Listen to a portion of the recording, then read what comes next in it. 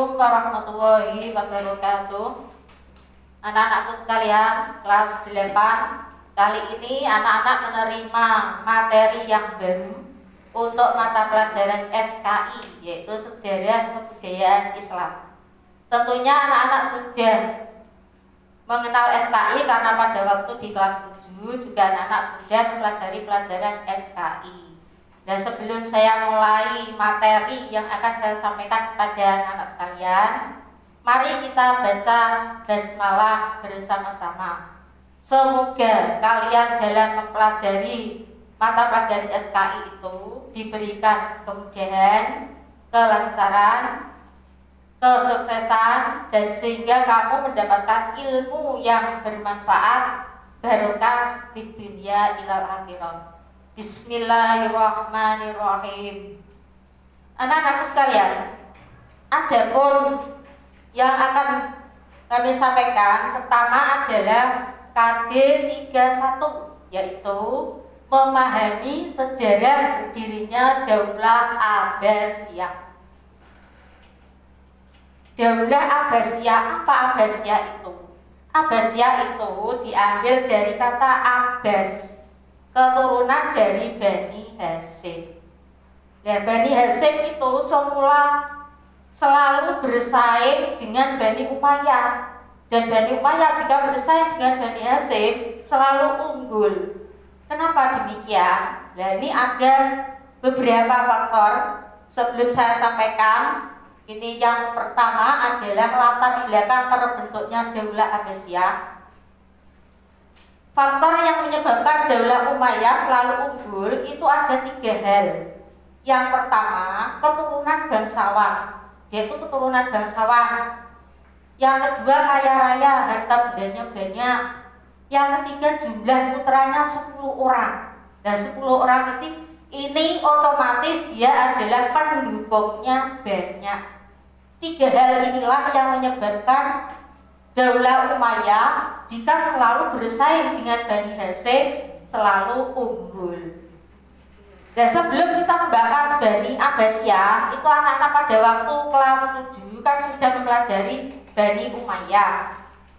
Bani Abbasiyah berdiri itu semula dengan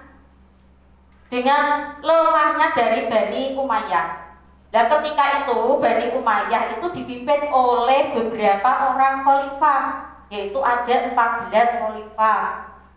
Ini dari Bani Umayyah. 14 orang khalifah ini yang termasuk dia terkenal atau berhasil dalam memimpin pemerintahan itu ada 5. 1. Muawiyah bin Abu Sufyan. Muawiyah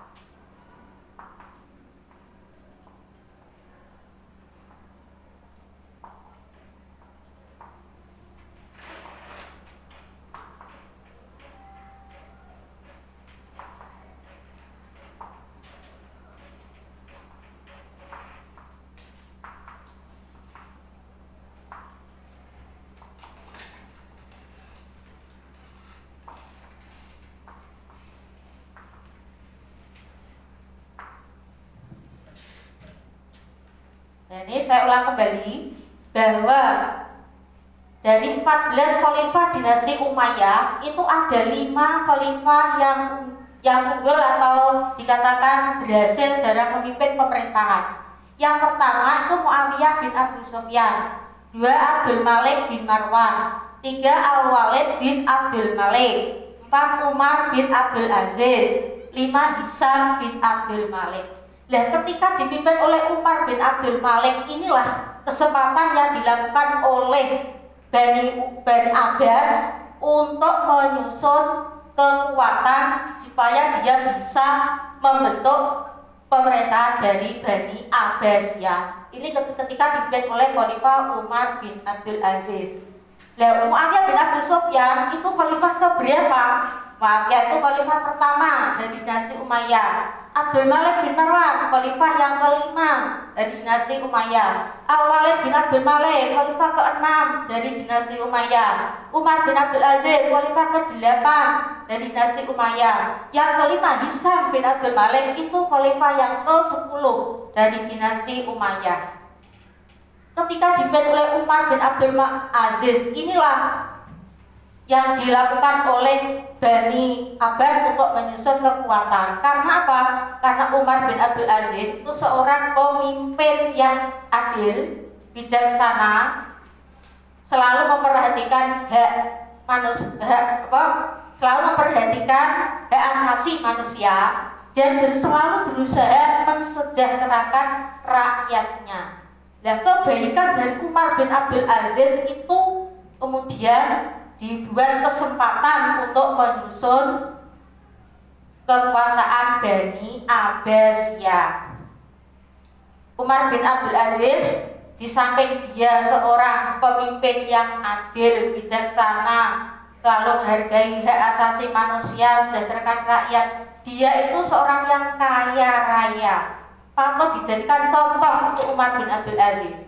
Seorang pemimpin yang patut dijadikan contoh bagi kita semua. Karena Umar bin Abdul Aziz ketika dipilih menjadi khalifah itu saja, dia itu menangis. Apakah saya mampu untuk memimpin rakyat saya? Dia tidak malah senang karena ketika dia terpilih jadi khalifah, tidak. Dan dia termasuk orang kaya raya. Dengan kekayaannya itu, Umar bin Abdul Aziz malah dia itu memberikan contoh pada rakyatnya dengan cara dia harta bendanya itu diserahkan kepada Baitul Mal untuk kesejahteraan rakyat. Nah, inilah pemimpin yang patut kita jadikan suri tauladan atau contoh bagi kita semua. Ya, dia menyerahkan harta bendanya pada Baitul Mal untuk kebutuhan rakyat, sehingga berlian yang dimiliki istrinya saja diserahkan ke Baitul Mal. Dan saking baiknya Umar bin Abdul Aziz, tapi sayangnya Umar bin Abdul Aziz itu menjadi pemimpin hanya 2 tahun karena dia meninggal dunia.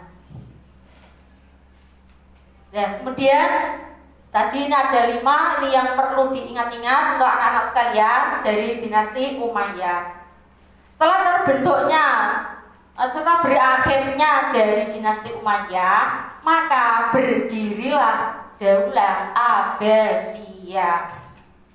Daulah Abbasiyah berasal dari kata Abbas, keturunan dari Bani Hashim, dan termasuk dari pada kesempatan itu masa pemerintahan Bani Umayyah itu ada kelompok yang gigih dan menentang, yaitu kaum Khawarij. Kaum Khawarij itu artinya keluar, tidak ikut mendukung. Siapa itu? Adalah kelompok Syiah. Kelompok Syiah itu kelompok pendukung Ali bin Abi Thalib, yaitu kelompok yang menentang adanya pemerintahan Bani Umayyah. Kenapa demikian? Karena pada masa dinasti Umayyah itu pemerintahannya berubah total, tidak seperti yang dilakukan oleh masa Khulafaur Rasyidin maupun masa Nabi Muhammad, yaitu dalam kepemimpinan selalu dilakukan dengan cara musyawarah. Tetapi pada masa Bani Umayyah itu sistem pemerintahannya berubah, yaitu sistem monarki hereditaris.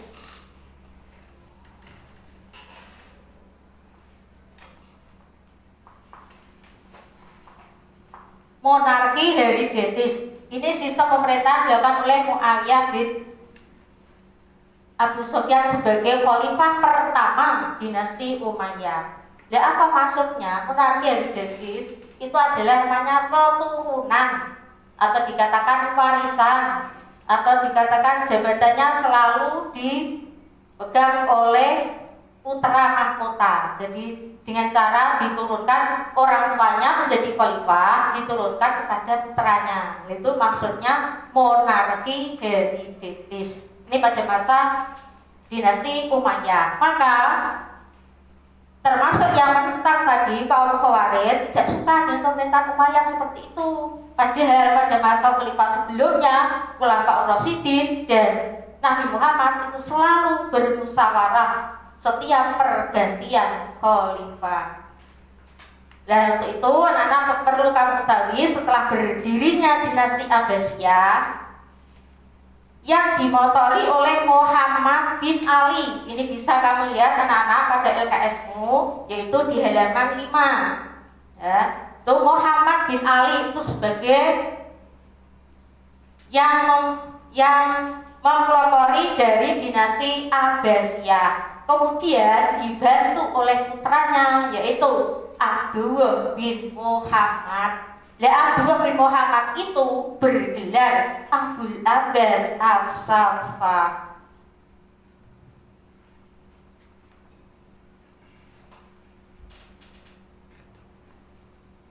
As-Saffah ini artinya adalah si haus darah atau penumpah darah. Ini sebutan dari Abdullah bin Muhammad, sehingga Abdullah bin Muhammad itu terkenal dengan sebutan Abu Abbas As-Saffah, padahal nama aslinya adalah Abdullah bin Muhammad. Yang kedua adalah tokoh-tokoh yang berperan dalam pembentukan Daulah Abbasiyah.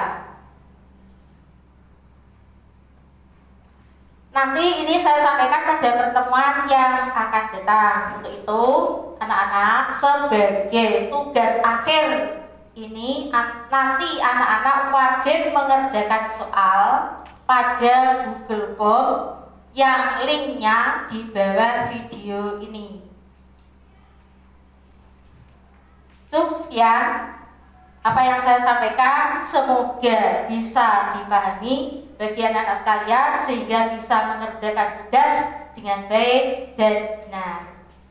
Assalamualaikum warahmatullahi wabarakatuh.